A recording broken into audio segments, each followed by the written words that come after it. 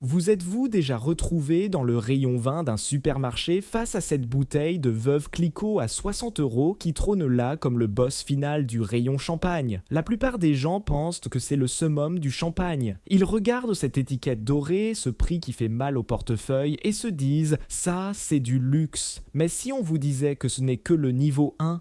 Il existe 7 niveaux distincts de champagne et cette bouteille de supermarché ne fait qu'effleurer la surface. Aujourd'hui, nous allons gravir ces 7 niveaux, des trouvailles accessibles aux bouteilles qui valent plus qu'une voiture de luxe, certaines atteignant même des centaines de milliers d'euros. Et restez jusqu'à la fin car nous révélerons 3 pépites d'initiés qui offrent un rapport qualité-prix exceptionnel que même les sommeliers gardent jalousement. Prêt à découvrir la carte secrète du monde du champagne? Attachez vos ceintures, car ce voyage va complètement changer votre perception de ce que vous pensiez savoir sur les bulles. C'est parti! Niveau 1. Champagne non millésimé. Mais avant de penser que niveau 1 signifie basique, voici ce qu'il faut absolument savoir. Le champagne possède certaines des lois de vinification les plus strictes au monde. On parle de vendange manuelle obligatoire, pas de machine autorisée, des limites strictes sur l'extraction du jus, seulement 102 litres pour 160 kg de raisin, et des exigences minimales de vieillissement de 15 mois sur lise. Dès le départ, le niveau de qualité de base est incroyablement élevé. C'est pourquoi vous ne verrez jamais une bouteille de vrai champagne à 10 euros. Impossible, les coûts de production ne le permettent tout simplement pas. Ce niveau couvre tout, depuis l'étonnamment excellent champagne Kirkland Signature à 20 euros, oui, celui de Costco, jusqu'aux bouteilles bien connues comme Moët et Chandon Impérial et Veuve Clicquot Brut à 60 euros. Ils sont tous non millésimés, ce qui signifie qu'ils assemblent plusieurs années pour créer un style de maison cohérent année après année. La différence de prix dépend de plusieurs facteurs, l'échelle de production, les budgets marketing astronomiques et surtout le coût des raisins qu'ils utilisent. Les grandes maisons achètent leurs raisins à des centaines de vignerons différents. Quand vous les dégustez, attendez-vous à des saveurs vives et rafraîchissantes, pommes vertes éclatantes, agrumes frais, parfois des notes subtiles de brioche. Ils ne sont pas conçus pour la complexité ou la méditation, ils sont conçus pour être le parfait début pétillant de toute célébration, accessibles et plaisants dès l'ouverture. Niveau 2, champagne de vigneron.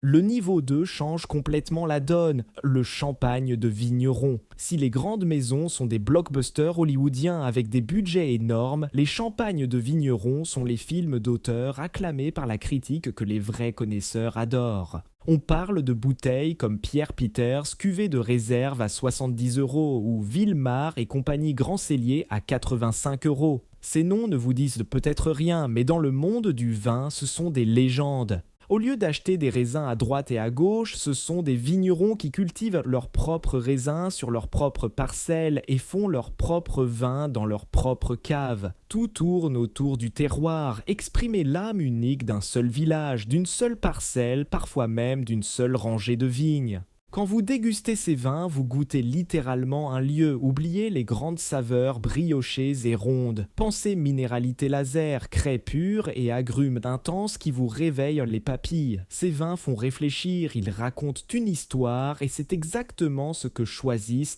de boire les professionnels du vin quand ils rentrent chez eux. Niveau 3, champagne millésimé. Le niveau 3 nous amène au champagne millésimé. Là, on entre vraiment dans le sérieux. On quitte le monde de l'accessible pour entrer dans celui de l'exceptionnel.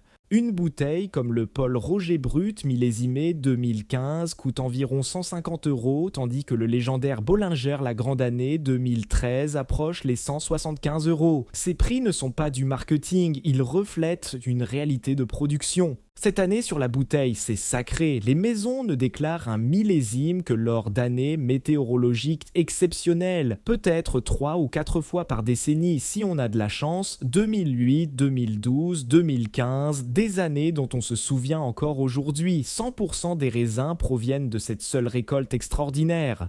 Par la loi, ils doivent vieillir minimum 3 ans sur lise, plus du double des exigences non millésimées. Mais la plupart des maisons les gardent bien plus longtemps, parfois 5 à 7 ans. Ce vieillissement prolongé développe une complexité sérieuse et une profondeur qu'on ne trouve nulle part ailleurs. Quand vous dégustez un champagne millésimé, vous goûtez un moment dans le temps. Les saveurs sont plus profondes, plus concentrées, noix grillées, miel d'acacia, souvent avec une texture beaucoup plus crémeuse, moins acide et agressive. Ces vins racontent l'histoire d'une année spécifique exceptionnelle avec ses joies et ses défis climatiques. Niveau 4, cuvée de prestige. C'est le truc des clips de rap, des suites VIP et des restaurants étoilés. Ici, on ne parle plus de vin, on parle d'art liquide. L'iconique Dom Pérignon millésimé 2013 à 275 € ou le légendaire Louis Roederer Cristal 2015 à 350 € ou plus. Ces bouteilles ne sont pas juste des vins, ce sont des symboles, des déclarations. Ce sont les chefs-d'œuvre absolus de chaque maison, ils utilisent uniquement les plus beaux raisins des vignobles grands crus, les parcelles les plus prestigieuses de Champagne, le meilleur jus du premier pressage uniquement, pas de seconde presse, et ils les font vieillir 7, 8, même 10 ans avant la sortie, bien au-delà des obligations légales. Quand vous dégustez cela, vous buvez littéralement la perfection. C'est une symphonie de puissance et d'élégance qui se joue dans votre bouche. Les textures sont soyeuses, presque sans poids. Pourtant, les saveurs sont incroyablement intenses et complexes, se déployant en vagues successives de moments wahoo qui durent plusieurs minutes. Niveau 5, cuvée dégorgée tardivement. Que se passe-t-il quand vous prenez ce chef-d'œuvre de niveau 4 et décidez de ne pas le sortir? Quand vous le laissez dormir encore une décennie dans l'obscurité des caves? Des bouteilles comme le Dom Pérignon P de 2004 à 500 € ou le Bollinger RD 2007 à 350 €? P2 signifie seconde plénitude, le second pic de maturité parfaite. RD signifie récemment dégorgé, gardé sur liesse pendant des années supplémentaires. C'est exactement le même vin que la cuvée de prestige classique mais gardé en cave, vieillissant sur ses lits mortes pendant une décennie supplémentaire. Cette patience extrême transforme complètement le caractère du vin. Ce processus ajoute des couches folles de profondeur savoureuse, l'expérience devient moins célébration festive, plus méditation profonde, les bulles sont incroyablement fines, presque imperceptibles, et les saveurs deviennent profondes et savoureuses, noix fraîches, brioche dorée, miel de châtaignier, même des notes subtiles de truffes blanches. Niveau 6, sortie de bibliothèque. Là, on quitte le monde du commerce pour entrer dans celui de la collection d'art. Ça devient vraiment sérieux. On parle de Krug Collection 1990 à 3000 € ou Dom Pérignon P 3996 qui dépasse allègrement les 5000 €. Et encore, si vous pouvez même en trouver, ces bouteilles ne sont plus en vente libre, elles apparaissent sporadiquement dans des ventes spécialisées. Celles-ci proviennent de caves climatisées parfaitement contrôlées au fond des celliers les plus secrets, où les maisons gardent jalousement quelques bouteilles d'eau précieuses de millésimes légendaires, parfaitement conservées pendant des décennies entières. Quand vous dégustez ces vins, vous ne goûtez plus du champagne, vous goûtez l'histoire liquide, les saveurs sont presque entièrement savoureuses et follement complexes. Truffes noires, vieux cuir patiné, champignons séchés, noix anciennes. Les bulles sont douces et délicates comme un murmure, ce n'est plus du vin de fête, c'est de la pure contemplation, de l'admiration absolue en verre. Niveau 7, artefacts historiques. Mais il y a un dernier niveau, le plus mystérieux au-delà du contrôle de tout vigneron vivant. Niveau 7, les bouteilles artefacts historiques. Ici, on entre dans la légende pure. Ces vins n'ont pas juste été faits, ils ont été perdus, oubliés, puis miraculeusement retrouvés. Des bouteilles d'Eitsiek 1907 récupérées d'une épave de la mer Baltique après 80 ans sous l'eau glacée, ou du Veuve Clicquot vieux de 170 ans trouvé dans différentes épaves au fond des océans. Ces bouteilles se vendent pour des dizaines de milliers, parfois des centaines de milliers d'euros dans les ventes aux enchères les plus prestigieuses du monde. Sotheby's, Christie's, les collectionneurs se battent pour ces trésors. Quand vous dégustez cela, si vous en avez un jour la chance, vous ne goûtez plus du vin, vous goûtez un fantôme liquide, une relique préservée d'un siècle différent, d'un monde complètement différent. Ce n'est pas juste la licorne ultime du monde du vin, c'est littéralement une machine à remonter le temps en bouteille. 3 pépites d'initié. Avant de finir ce voyage extraordinaire, voici 3 pépites d'initiés que vous devez absolument connaître. Ces conseils viennent directement des professionnels du secteur.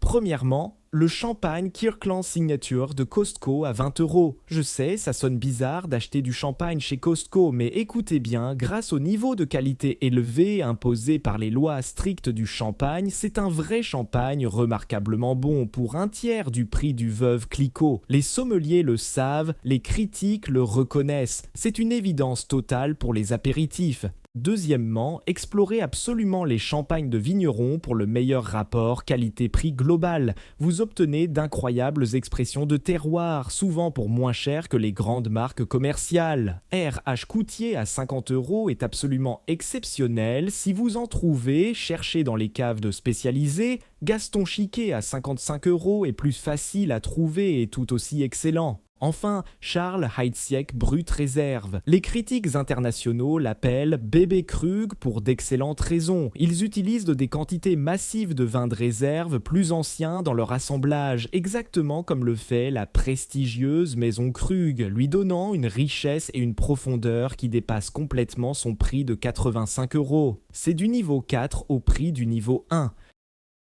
Voilà donc les 7 niveaux secrets de champagne, des assemblages non millésimés de haute qualité jusqu'aux machines à remonter le temps récupéré des épaves océaniques. En gravissant cette échelle extraordinaire, vous payez pour des choses très réelles et tangibles, de meilleurs raisins issus des meilleures parcelles, la rareté absolue d'années météorologiques exceptionnelles, la magie du vieillissement prolongé qui transforme le vin et enfin le miracle impossible de l'histoire préservée. Chaque niveau offre quelque chose de complètement différent et aucun n'est faux ou illégitime. Mais maintenant, vous connaissez la carte secrète, vous connaissez le code d'accès et vous savez exactement à quel point ce terrier de lapin champenois est profond et fascinant. Quel niveau de champagne vous intrigue le plus? Avez-vous déjà eu la chance de goûter l'un de ces niveaux supérieurs? Dites-le nous en commentaire, partagez vos expériences et n'oubliez pas de vous abonner pour plus d'insights vins qui changeront à jamais votre façon d'acheter, de déguster et d'apprécier le monde fascinant des bulles.